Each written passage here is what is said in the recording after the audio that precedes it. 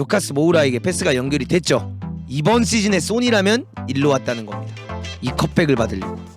윙백 차이가 제일 크네요.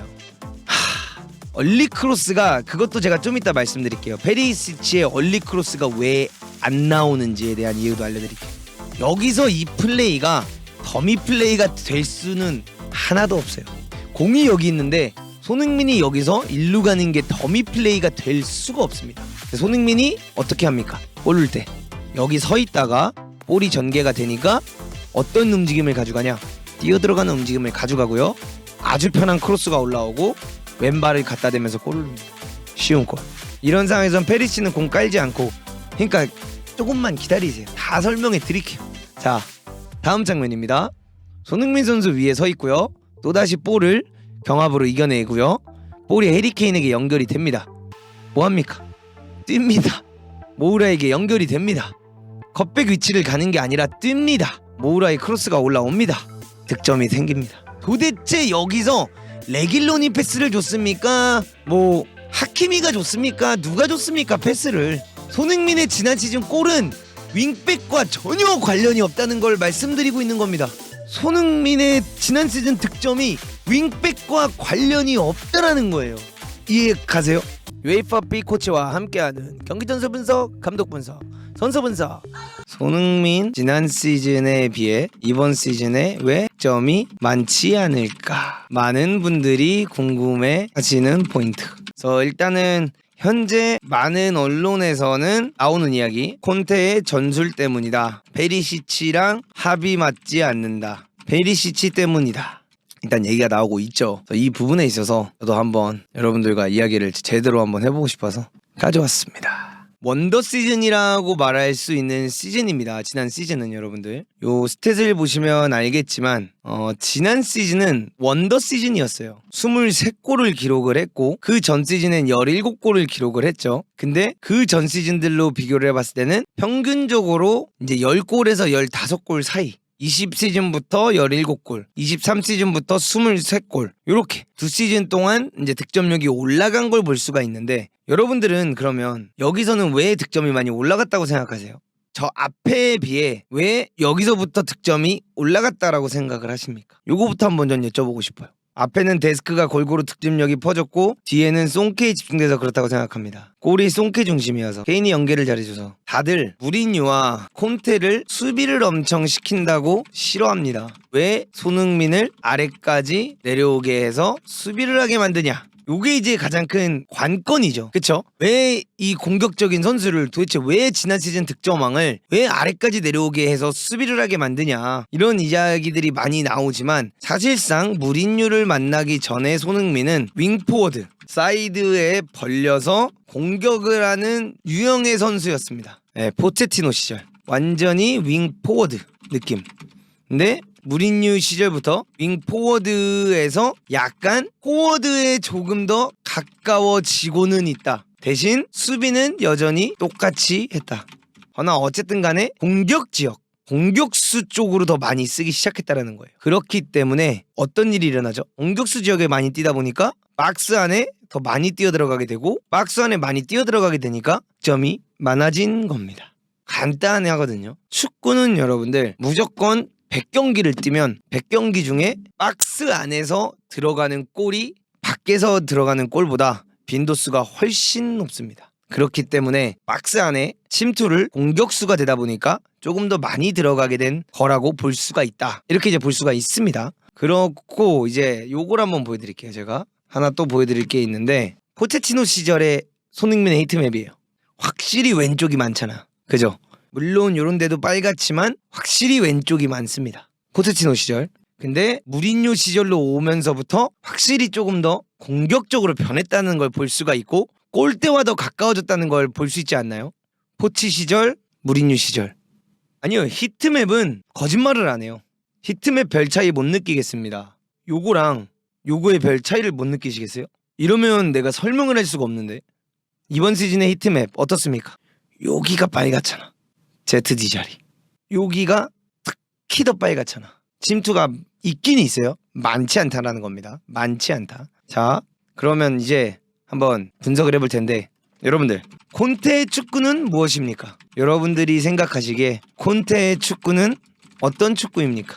기다렸다가 묵직하게 카운터를 치는 축구입니다. 그럼 그 뜻은 뭘 말하냐면 윙백들을 전진 배치. 왜냐? 3-5-2를 쓰거나 3-4-3을 쓰니까 윙백들을 전진해서 플레이를 가져간다. 그러면 윙백들이 전진을 한다. 무엇을 의미합니까? 카운터가 오래 걸린다. 아니요. 공격수들이랑 윙어들이 더 공격 지역에 들어가서 경기를 뛸 수 있다.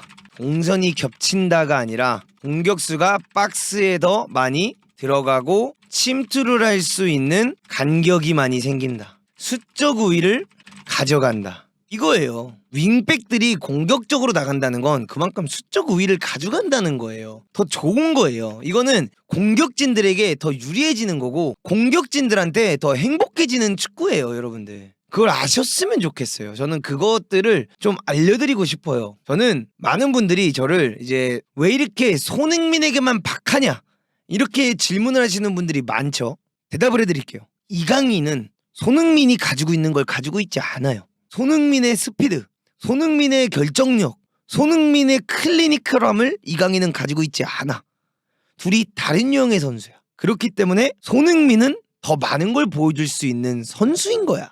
냉정하게 봤을 때 이강인의 유형, 손흥민의 유형, 뭐 역사적으로 축구를 봐도 똑같아요. 다비드 실바가 주인공이 되고 이니에스타가 주인공이 됩니까? 호날두랑 메시가 주인공이 됩니까? 결국에는 호날두랑 메시가 주인공이 돼요. 결국에는 레시포드가 주인공이 되고 결국에는 공격을 하는 선수들이 주인공이 됩니다. 손흥민은 그걸 갖췄어요. 그렇기 때문에 더 잘하길 바라는 마음이 있는 거예요. 더 잘할 수 있는 게 보여서 손흥민이 나는 100골만 넣는 게 아니라 200골도 넣을 수 있는 능력을 가지고 있다고 믿기 때문이에요. 어떠한 사람이 어떤 사람을 좋아할 때 그 좋아하는 표현이 무조건적인 칭찬만 그 사람을 좋아하는 거라고 전 생각하지 않습니다. 손뽕 눈치 안 봐요. 내가 손뽕을 눈치를 왜 봐? 전 그런 거 안 봐요. 그런 걸 보면 이런 컨텐츠 자체를 안 해요. 그냥 설명을 해드리는 거야. 설명. 상대가 이렇게 있다, 갇혀 있다, 윙백이 전진을 한다. 그러면 어떻게 됩니까? 상대 풀백이 끌려나갈 수밖에 없다. 그러면 이 수비수와 풀백 사이에 간격이 생긴다. 그리고 이렇게 되면 공격수, 윙포워드가 됐든 뭐 3-4-3을 뛴다 라고 가정을 했을 때 어떻게 됩니까? 공격수는 센터백 2명 상대로 수적 우위를 가져갈 수 있는 축구를 구사할 수 있다. 이렇게 볼 수 있는 겁니다. 만약에 투톱으로 간다 하면 투톱이 들어가고 공미들이 요 자리들에 올라와 주면서 또다시 수적 우위를 가져갈 수 있는 축구다. 그렇기 때문에 윙백이 전진하는 건 요 공격진들에게 사실 더 좋은 거다. 이렇게 말씀을 드리고 싶습니다. 자, 그러면 이야기를 길게 하는 것보단 여러분들에게 그냥 바로바로 자료를 보여드리는 게 저는 훨씬 효율적이라고 생각을 합니다. 바로 들어가겠습니다. 오늘 역습 상황에 나왔고 여기서 패스가 들어가면서 손흥민 선수에게 사이드에서 1대1 할 기회가 나왔고 이 사이드에서 1대1 할 기회가 나왔을 때 망설이지 않고 슈팅을 하는 손흥민을 볼 수가 있었습니다.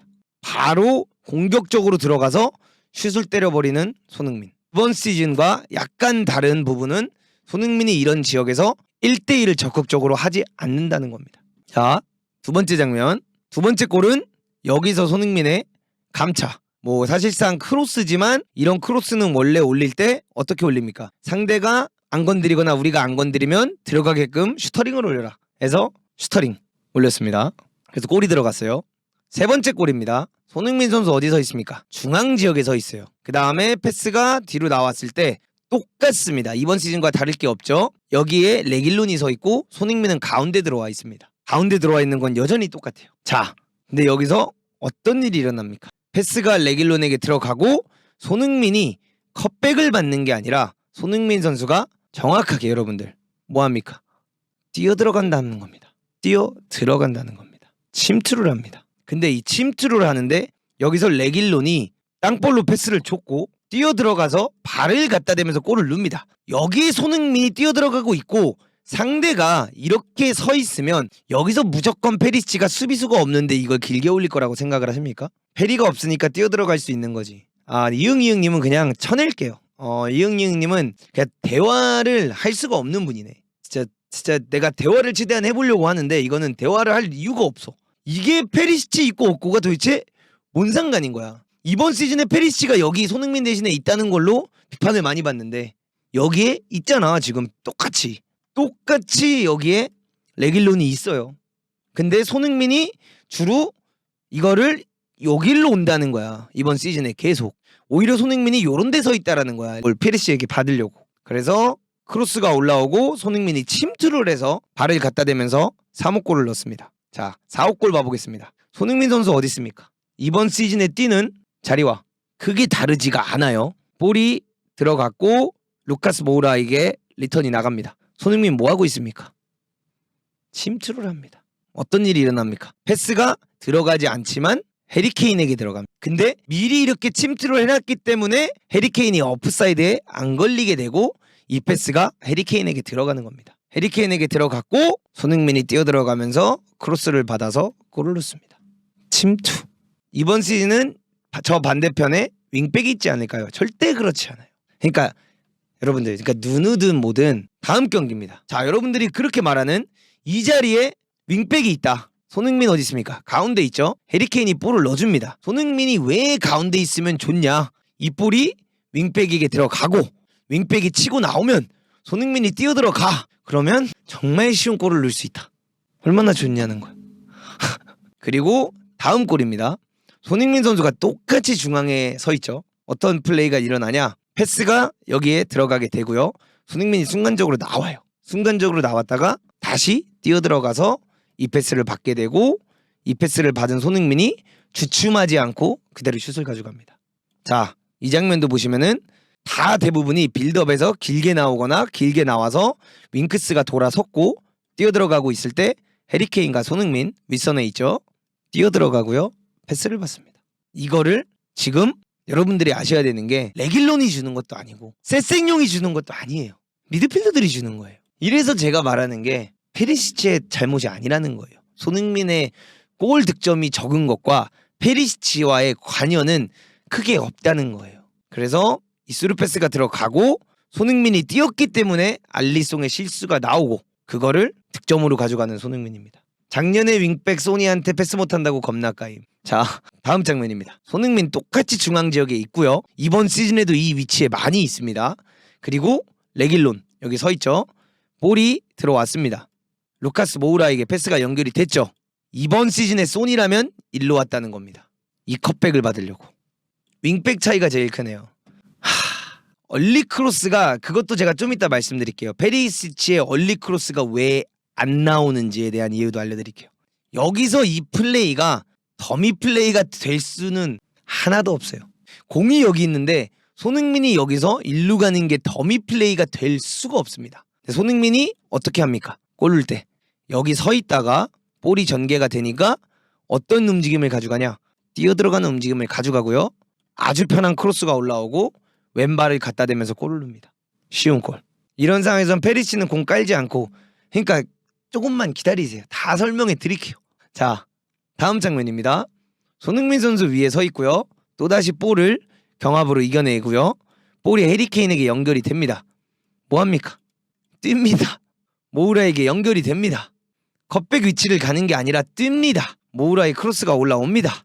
득점이 생깁니다. 도대체 여기서 레길론이 패스를 줬습니까? 뭐 하키미가 줬습니까? 누가 줬습니까? 패스를. 손흥민의 지난 시즌 골은 윙백과 전혀 관련이 없다는 걸 말씀드리고 있는 겁니다. 손흥민의 지난 시즌 득점이 윙백과 관련이 없다라는 거예요.